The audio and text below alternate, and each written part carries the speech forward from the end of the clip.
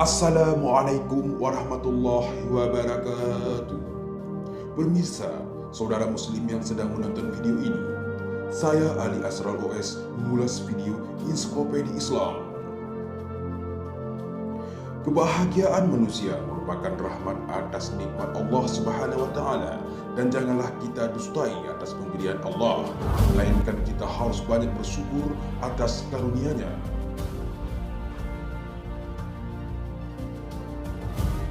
Video saya kali ini mengulas tentang kebahagiaan manusia dengan judul Nikmat Allah atas karunia-Nya mendapatkan cinta pasangan hidup. Menikah akan membuka pintu rezeki kepada kehidupan dunia dan membantu kelancaran beribadah kepada Allah dalam menggapai ridho-Nya. Mencintai satu sama lain menjadi pasangan yang melengkapi kehidupan, sehingga mempermudah jalan beribadah kepada Allah Subhanahu wa Ta'ala.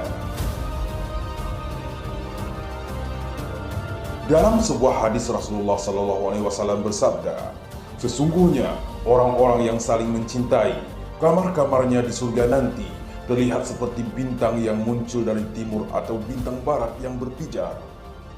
Lalu ada yang bertanya, siapa mereka ya Rasulullah? Rasulullah menjawab, mereka itu adalah orang-orang yang mencintai karena Allah Azza wa Jalla. Hadis riwayat Ahmad. Di dalam kehidupan kita dituntun untuk banyak bersabar, karena orang-orang bersabar akan Allah mempermudahkan jalan hidupnya. Dicintai oleh pasangan hidupnya merupakan kebahagiaan nikmat yang tiada tara. Tidak ada kebahagiaan lain selain kebahagiaan dicintai oleh orang-orang yang kita kasihi dalam dunia ini, dan semua itu diperoleh atas karunia Allah. Terutama kaum laki-laki yang sesungguhnya mereka bertanggung jawab atas keluarganya, dan ialah yang mencari rezeki banting tulang untuk mencukupi kebutuhan hidup anak dan istrinya. Dan ketahuilah wahai seorang istri, ia memperoleh rezekinya atas karunia Allah dari dirinya yang juga mengalir cinta kepada dirimu atas semangat yang engkau berikan. Karena sesungguhnya istri yang taat kepada suaminya ialah jalan terbukanya pintu rezeki. Allah Subhanahu wa Ta'ala berfirman, "Wa inna Allah lahu khairur raziqin." Dan sesungguhnya Allah adalah sebaik-baik pemberi rezeki. Surat Al-Hajj ayat 58. Memang jika kita telaah kondisi zaman saat ini,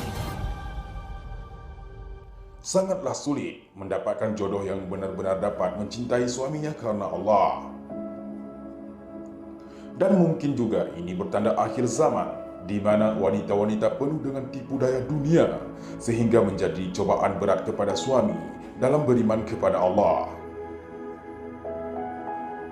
Sehingga banyak suami-suami yang berputus asa mengambil jalan pintas untuk mencukupi kebutuhan batinnya.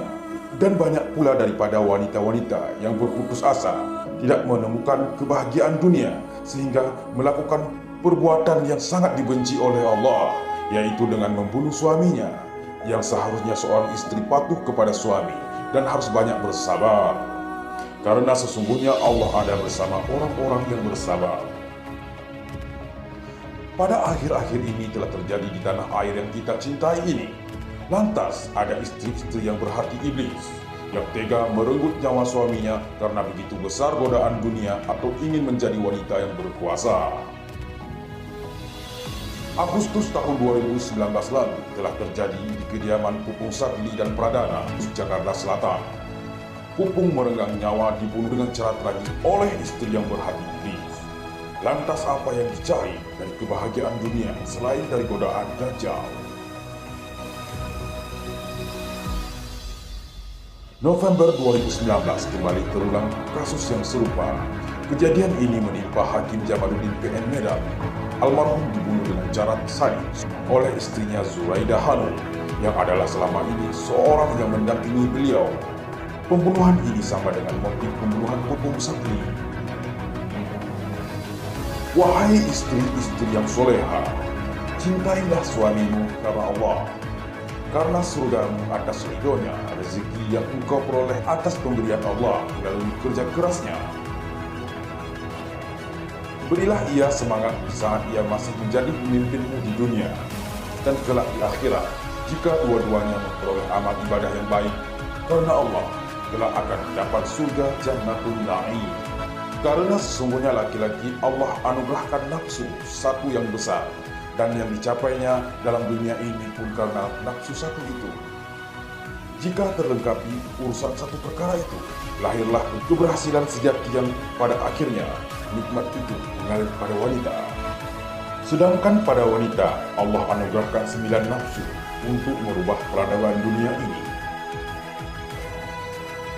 Ketahuilah wahai wanita, atas wanita-wanita perkasa yang mampu memberikan semangat besar kepada suaminya, maka telah berubahlah peradaban dunia ini hingga menuju hari kiamat.